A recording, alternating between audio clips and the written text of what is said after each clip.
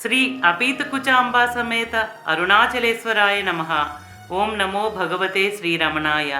ఓం సుందరేశాయ నమః. అరుణాచలమనుచు స్మరించు వారల అహము నిర్మూలింపుము అరుణాచల. శ్రీ శివనిధి శివాలయా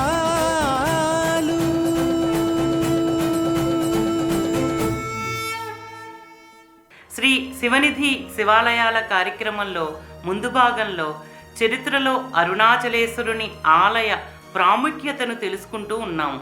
ఈ భాగంలో 10వ శతాబ్దంలో చిన్నాభిన్నమైన చారిత్రాత్మక శిలాఫలకాలను అరుణాచలేశ్వరుని ఆలయానికి మొదటి రాజేంద్ర చోళుడు చేసిన అభివృద్ధిని ఇప్పుడు తెలుసుకుందాం. శిథిలావస్థలో ఉన్నటువంటి 10వ శతాబ్దానికి చెందిన 11 శకలాలు అరుణాచలేశ్వరుని ఆలయంలో లభ్యమయ్యాయి.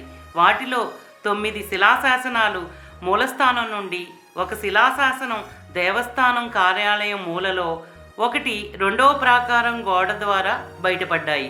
ఈ శిలాశాసనాలన్నీ శిథిలావస్థలో ఉన్నా కూడా వాటి మీద కొన్ని ఆశ్చర్యకరమైన విషయాలు బయటపడ్డాయి. ఉదాహరణకు తిరువన్నాట్టు పశువుల కాపర్లు ఆలయానికి దీపాన్ని దానం ఇచ్చినట్లుగా ఒక శిలాఫలకం మీద నమోదు చేయబడి ఉంది. ఈ తిరువన్నాట్టు అనేది 10వ శతాబ్దంలో ఇప్పుడు ఉన్న తిరువన్నామలైకి ఒక విలక్షణమైన పేరుగా చెప్పబడింది. మరొక శాసనం కూడా పైన పేర్కొన్న విధంగానే ఉంది. కానీ ఇక్కడ సింగపురనాడులోని సెంజీకి చెందిన మలయన్ వాజా అనే ఆయన, పోదన అనే ఆయన ఇద్దరు గొర్రెల కాపరులని చెప్పబడింది. దక్షిణ ఆర్కాడు జిల్లాలోని జింజీ తాలూకాలో తొండూరు నుండి సుమారు 10వ శతాబ్దానికి చెందిన ఒక శాసనంలో వీన్కోవర్ ఆర్యన్ వాయిరి మలయన్ అనే ఒక ప్రముఖుని గురించి పేర్కొన్నారు. ఈ వాయిరి మలయన్కి మన శాసనంలో సెంజీకి చెందిన మలయన్ వాజాతో సంబంధం ఉందో లేదో తెలియదు అన్నట్లుగా చెప్పబడింది. ఇంకొక శిలాశాసనంలో తిరువన్నాట్టు దేవ కార్మికల్ అంటే తిరువన్నాట్టు అంటే తిరువన్నామలై స్వామివారి సేవకుల గురించి చెప్పబడింది.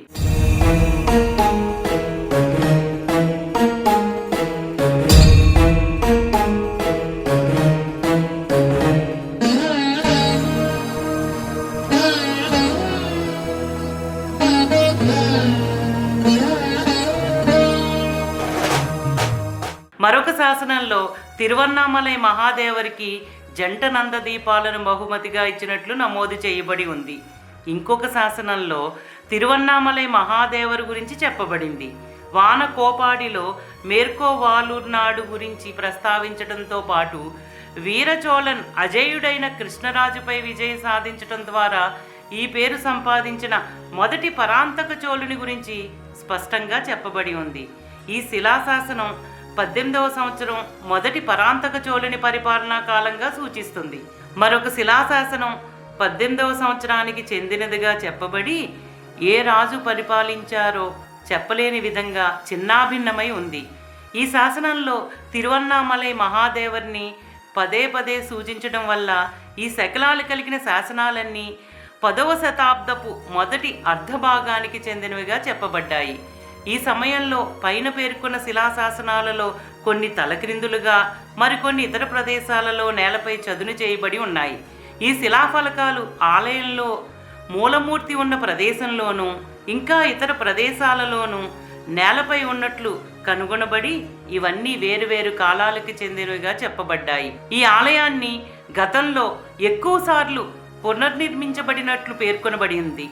అదృష్టవశాత్తు పునర్నిర్మాణ సమయంలో పైన పేర్కొన్న చిన్నాభిన్నమైన శాసనాలు కలిగి ఉన్న పలకలు కూడా ఆలయంలో అమర్చబడ్డాయి. తరువాత మొదటి రాజేంద్ర చోళుని కాలమైన సామాన్య శకం 1012 నుండి 1044 సంవత్సరాల్లో 2వ ప్రాకార దక్షిణ గోడపై చెక్కబడిన 3 శాసనాలు, ఆలయంలోని వివిధ భాగాలలో లభించిన 7 శకలాల శాసనాలు మొదటి రాజరాజ కుమారుడైన మొదటి రాజేంద్ర చోళుని కాలానికి చెందినవి. 1030 రాజేంద్ర చోళుని పరిపాలనా కాలం యొక్క 18వ సంవత్సరంలో 3 శాసనాలు లభ్యమయ్యాయి. మధురాంతక వలనాడులోని అడయూర్నాడులో అడయూరు డివిజన్లోని కోరి అలియాస్ రాజేంద్ర చోళ నల్లూరు, అదే నాడులోని మేయర్ క్రూర్, అదే నాడులోని మత్తూరు అలియాస్ ఎరిపట్టి కందనల్లూరు అనే 4 గ్రామాల ప్రజలు భూమిని విక్రయించినట్లు ఇందులో నమోదు చేయబడింది. అంతేకాకుండా దక్షిణ పినాకిని అయిన పెన్నా నది ఉత్తర ఒడ్డున ఉన్న కులక్కుడి ప్రజలు తిరువన్నామలై ఆలయంలోని స్వామికి తమ గ్రామంలోని కొంత భూమిని 80 బంగారు నాణాలకు సమానమైన విలువకు అమ్మారు. అడయూర్, కోరి గ్రామాల విషయానికి వస్తే వారు విక్రయించిన భూమి తిరువన్నామలై ఉడయారు స్వామి వారి ఆవరణలోని రాజేంద్ర చోళన్ సలై అనే సత్రంలో ఆహార సదుపాయాల నిమిత్తం అందించబడింది. మిగిలిన 3 గ్రామాల విషయంలో భూమి అమ్మకం గురించి ప్రస్తావించలేదు.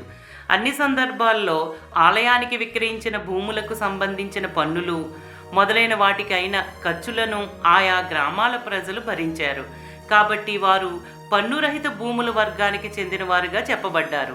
ప్రతి గ్రామంలో విక్రయించే భూముల సరిహద్దుల్లో కొన్ని ఆసక్తికరమైన వివరాలు పేర్కొనబడి ఉన్నాయి. ఉదాహరణకు అడయూరులో విక్రయించబడిన భూమి యొక్క సరిహద్దులలో 20 ఈశ్వర ముడయ్య మహాదేవరకు చెందిన తండ్రి పట్టు అనే భూమి ఉన్నట్లు పేర్కొనబడింది. అదేవిధంగా కోరి అలియాస్ రాజేంద్ర చోళ నల్లూరులో విక్రయించబడిన భూమి దాని తూర్పు వైపున ఉన్న మైలురాళ్లలో ఒకటిగా ఉంది. స్వర్ముడయ్య మహాదేవర్ అని పిలువబడే ఆలయం మొదటి రాజేంద్ర చోళుని కాలంలో నిర్మించబడినట్లు స్పష్టంగా తెలుస్తుంది. ఈ గ్రామంలో చక్కిలియాన్ కుండిల్ కూడా సరిహద్దుగా పేర్కొనబడింది. మైకర్రూర్ గ్రామంలో విక్రయించిన భూమి విషయంలో దాని హద్దులు అనేక మంది వ్యక్తులకు చెందిన భూములచే గుర్తించబడి వాటి పేర్లు ఇవ్వబడ్డాయి. వారిలో ఒకరు అతిరామన్ కుతాడి, అంటే నాటక నటుడు అతిరామన్ అని పిలుస్తారు.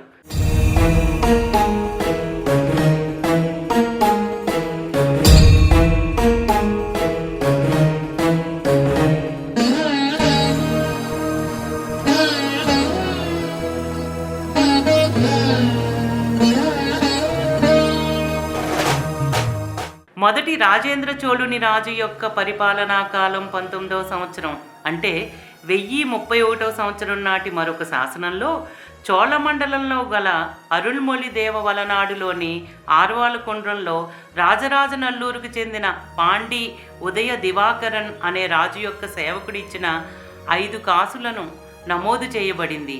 ఈ వ్యక్తి తిరువన్నామలైలో భిక్షాటనామూర్తికి, తిరువన్నామలై ఆలయంలోని మూలమూర్తికి నైవేద్యాల నిమిత్తం అందించాడు. కార్తీక దీపోత్సవ సమయంలో తిరువన్నామలై ఉడయారు ఊరేగింపుకు హాజరయ్యే భక్తులకు అన్నం పొట్లం అందించిన వ్యక్తి ఇచ్చిన 2వ కానుక గురించి నమోదు చేయబడి ఉంది. 3వ అంశం ఏంటంటే ఆయన తిరువన్నామలై ఉడయారు స్వామి యొక్క రోజువారీ పంచామృత అభిషేకానికి ఏర్పాట్లు చేశారు. ఇక 4వది భిక్షాటనామూర్తికి నందదీపాలను వెలిగించేందుకు 192 గొర్రెలను కానుకగా ఇచ్చినట్లు చెప్పబడింది.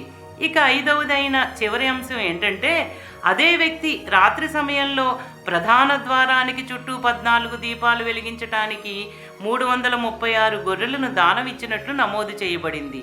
3వ శాసనం 1039వ సంవత్సరంలోని మొదటి రాజేంద్ర చోళుని పరిపాలనా కాలం యొక్క 27వ సంవత్సరానికి చెందినది. తిరువన్నామలై ఉడయార్కు పెన్నా నది ఉత్తర ఒడ్డున ఉన్న స్వామివారి ఆలయంలో చేయవలసిన ఒక నిర్దిష్ట సేవ కోసం వస్తువు రూపంలో కానీ నగదు రూపంలో మంజూరు చేసినట్లుగా నమోదు చేయబడి ఉంది.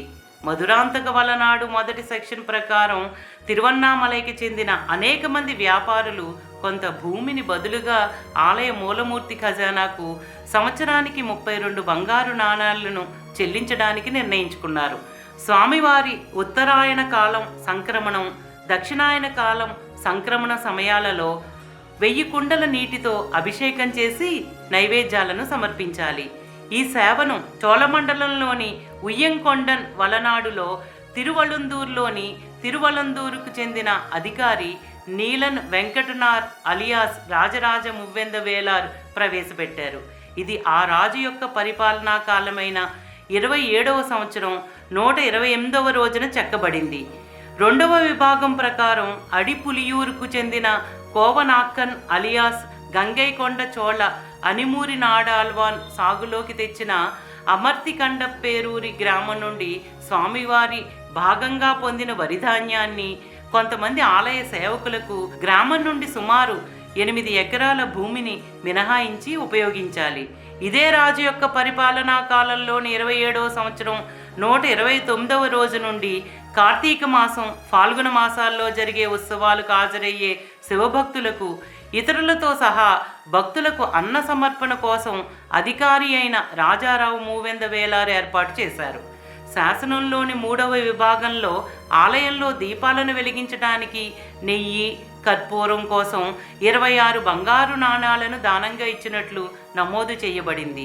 ఈ సేవ కూడా పైన పేర్కొన్న అదే అధికారి నీలన్ వెంకటన్ ద్వారా చేయబడినట్లు నమోదు చేయబడింది. పైన పేర్కొన్న ఆలయానికి సంబంధించిన ఆసక్తికరమైన లావాదేవీలతో వ్యవహరించబడిన 3 పెద్ద శాసనాలు మొదటి రాజేంద్ర చోళుని పరిపాలనా కాలం యొక్క చివరి భాగంలో ఉన్నట్లు నమోదు చేయబడ్డాయి. ఇతర శాసనాలలో తెలియని విషయాలన్నీ ఈ శాసనాలలో పొందుపరచబడ్డాయి. 1030వ సంవత్సరంలో ఈ ప్రాకారం ఉనికిలో ఉందనడానికి దక్షిణ గోడపై వారి స్థానం, 2వ ప్రాకారంలోని అందమైన గుండ్రని కుముద భాగం సాక్ష్యంగా నిలుస్తుంది. ఇక్కడ చక్కగా చెక్కిన శిల్పశైలి, గ్రంథాలలో పొందుపరచబడిన స్వచ్ఛమైన భాష గమనించదగినది. 27వ సంవత్సరం రాజేంద్ర చోళుని పాలనా కాలంలోని 128వ రోజున ఈ రికార్డు చెక్కబడిందని, ఆ కాలంలో వ్యాపార లావాదేవీలు ఎంత నిశితంగా సాగేవో ఈ శాసనం తెలుపుతుంది. స్వామి ఖండేశ్వరర్ పేరు మీద ఆలయ వ్యాపారం జరిగినట్లు ఈ రికార్డుల ద్వారా తెలుస్తుంది.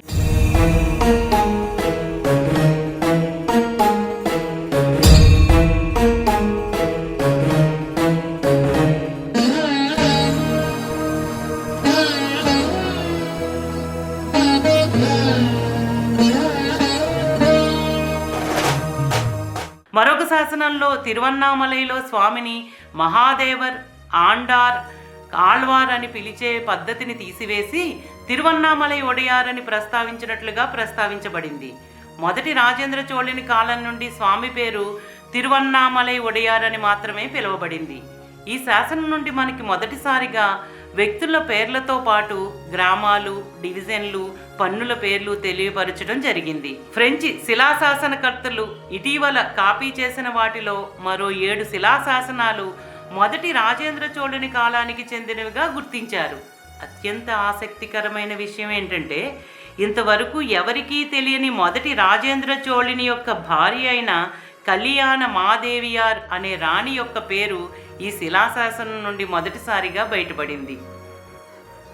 ఇప్పటి వరకు మొదటి రాజేంద్ర చోళుని కాలంలో అరుణాచలేశ్వరుని ఆలయ అభివృద్ధికి సంబంధించిన చరిత్రను తెలుసుకున్నాం.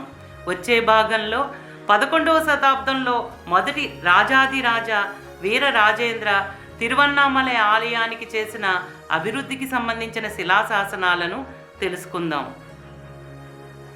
ఓం నమో భగవతే శ్రీరమణాయ. శ్రీ అపీతకుచాంబా సమేత అరుణాచలేశ్వరాయ నమః. ఓం సుందరేశాయ నమః. ప్రేమతో నీనామమాలించు భక్తుల భక్తుగా బ్రోవు అరుణాచల.